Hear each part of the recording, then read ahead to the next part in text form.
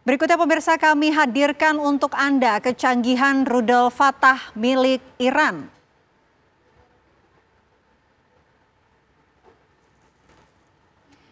Ya, ini dia kecanggihan rudal Iran, rudal Fatah dan rudal Sejil.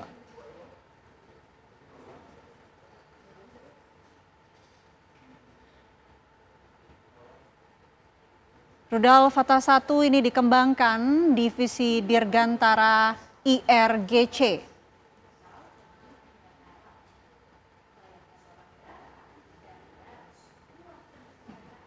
Dan jarak jangkaunya ini kurang lebih 1.400 km dengan kecepatan 6.100 km per jam. Bobot 3.500 hingga 4.100 kg.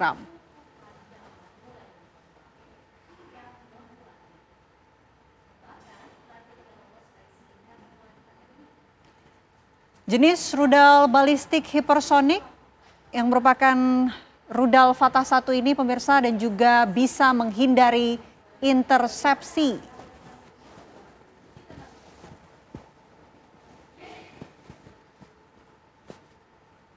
Kecanggihan lainnya dari rudal Fatah 1 ini mampu manuver tinggi dan juga berat hulu ledak 760 hingga 1.200 kg.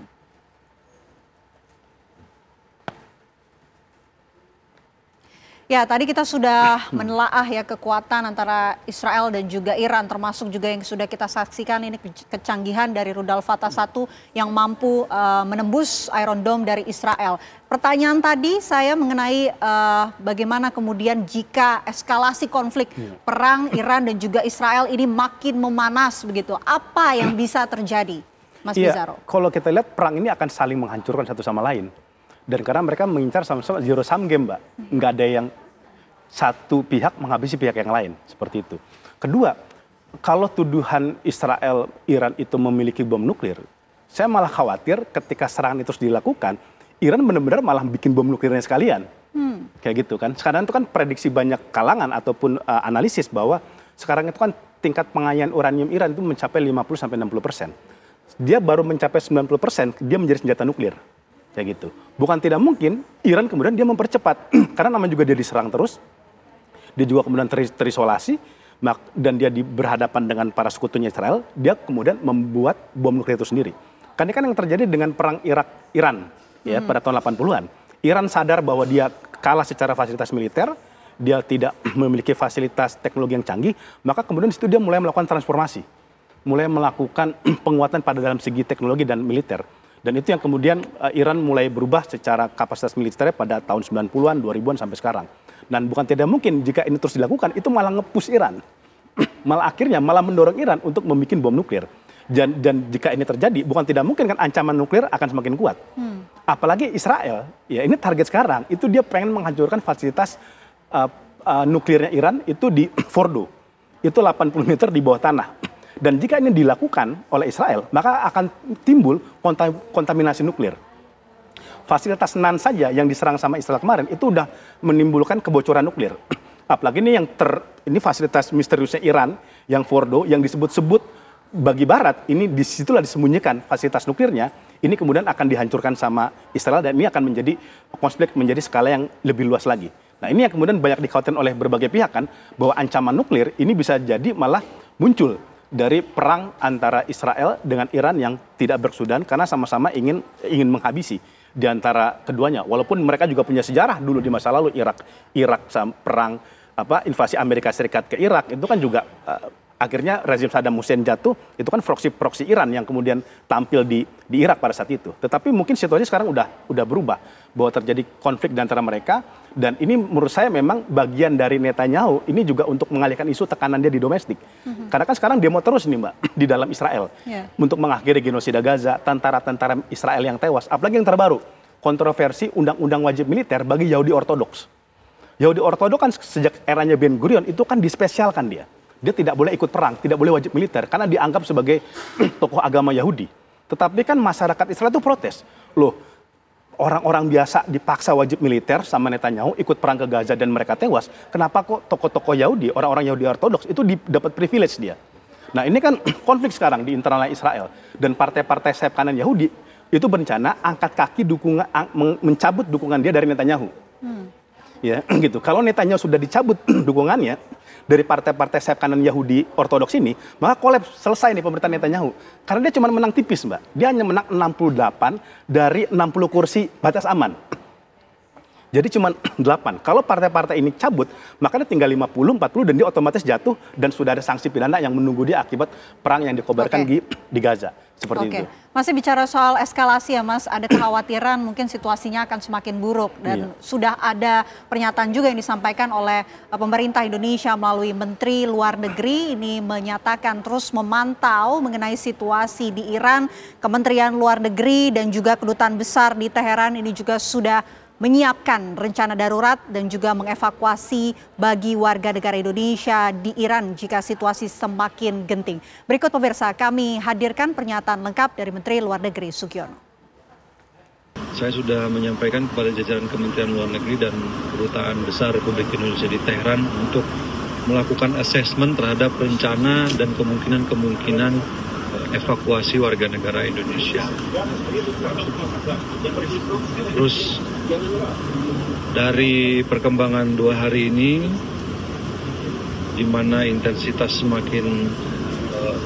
serangan Israel semakin meningkat, kemudian yang disasar juga lagi bukan saja target-target sipil, target-target militer, tapi juga target-target sipil, maka saya memutuskan untuk meningkatkan level kesiagaan di kedutaan Iran, di kedutaan Teheran, menjadi dari level siaga 2 ke level siaga 1. Kemudian mulai juga melaksanakan langkah-langkah kontingensi dan langkah-langkah evakuasi bagi warga negara Indonesia. Kami juga sudah melakukan komunikasi dengan beberapa negara tetangga Iran, memohon supaya pada saat terjadi evakuasi nanti, warga negara kita diberikan kemudahan melewati perbatasannya karena situasinya juga semakin tidak menguntungkan. Kita berharap juga tegangan ini bisa segera selesai. Ya, pemerintah sudah menyiapkan langkah mitigasi atas intensitas yang semakin meningkat tentunya. Tapi bagaimana kemudian dunia internasional ini harus merespon situasi ini agar tentunya tidak semakin memanas dan tidak semakin sengit terjadi? Iya, sekarang ini menarik ya. Pak Prabowo misalkan dia ke Rusia sekarang, ke Moskow ya. Besok juga ke Turki, ketemu Erdogan. Menurut saya pertemuan-pertemuan ini harus menjadi langkah konsolidasi internasional yang dilakukan oleh Indonesia untuk melakukan deeskalasi antara perang Iran dengan Israel. Karena dampaknya pertama genosida Gaza belum selesai. Ya, jangan sampai kemudian ini kita malah melihat ini bagian dari strategi Netanyahu untuk mengalihkan isu dari genosida Gaza. Dan jangan lupa sampai sekarang Gaza itu masih terus dibombardir oleh Israel walaupun dia sekarang membuka perang proksi dengan Iran. Kemudian jangan lupa juga ini dampak terhadap perdagangan gas dan ekonomi di Timur Tengah. Iran bisa saja dia nanti menutup Selat Hormuz ya. Ini selat yang menjadi lalu lintas bagi 20% minyak internasional. Jadi kan ini sudah diancam oleh Iran. Jika eskalasi ini terus berkelanjutan dan banyak fasilitas dia yang terkena, bukan tidak mungkin kami mengambil jalan menutup Selat Hormuz. Ya, yang di wilayah selat di mana lalu lintas perdagangan gas itu berlangsung. Ya, kemudian ini juga kita khawatir ya, ini apa yang dilakukan oleh Israel ke Iran, ini bisa di-copy paste di negara-negara lain. Kayak gitu Mbak ya. Kita lihat Irak sampai sekarang hancur lebur. Ya, atas serangan yang dilakukan oleh Amerika Serikat ke sana. Tingkat buta huruf masih tinggi, pendidikan juga hancur. Ya, Irak yang dulunya negara yang baik, bagus, pura-puranda. Ini bukan tidak mungkin, karena kan tujuannya masing-masing itu ingin menghancurkan satu sama lain, terutama Israel ya ke Iran. Karena kan Iran sebenarnya dia tidak ingin menginisiasi perang. Dia tidak mau menginisiasi perang langsung kepada Israel. Dia baru merespon ketika Israel melakukan serangan. Ya, seperti itu. Dan ini ketika ini terjadi, ini bukan tidak mungkin akan juga skenarionya diterapkan kepada negara-negara Arab yang lain. Ya, negara-negara tetangga ya, bisa jadi beberapa negara-negara di kawasan akan dilakukan seperti itu. Nah, ini menurut saya memang kejahatan dan kekejian Israel harus dihentikan. Problematikanya belum banyak negara-negara yang berani menghentikannya, termasuk negara-negara Arab. Itu dia. Gitu. Karena apa? Mereka secara umum masih tergantung kepada Donald Trump. Tadinya kan Mbak, kalau kita lihat Trump ke Timur Tengah, tadinya kan ketika dia mendapat investasi besar, di berbagai negara Arab, tadinya itu bisa menjadi jalan agar Trump bisa menekan Netanyahu untuk menghentikan genosida dan kobaran api di Timur Tengah. Tapi kan ternyata gagal. Ya, perang bukannya tidak berhenti, malah membuka front baru di wilayah Iran, ya sekarang di wilayah Timur Tengah yang lainnya. Dan juga ini bukan tidak mungkin akan berkobar terus. Nah ini yang menurut saya memang sudah seharusnya dunia Arab itu jangan mau diprank terus sama Amerika. Jangan mau terus dikadalin lah bahasanya kepada Trump. Mereka sudah memberikan investasi kepada Trump, memberikan banyak uang kepada Trump untuk kerjasama energi, tetapi ternyata itu tidak menghentikan perang di Timur Tengah. Dan siapa yang akan kebakar? Ya negara Arab juga. Ya, yang akan terjadi kebakaran dari kepongahan yang dilakukan oleh Arab dan Israel, oleh Amerika Serikat dan Israel. Oke, tentu akan kita terus pantau ya bagaimana keberlanjutan perang antara Iran dan juga Israel ini. Terima kasih banyak Mas Pizarro atas waktunya di Apa Kabar Indonesia Malam. Semoga sehat selalu.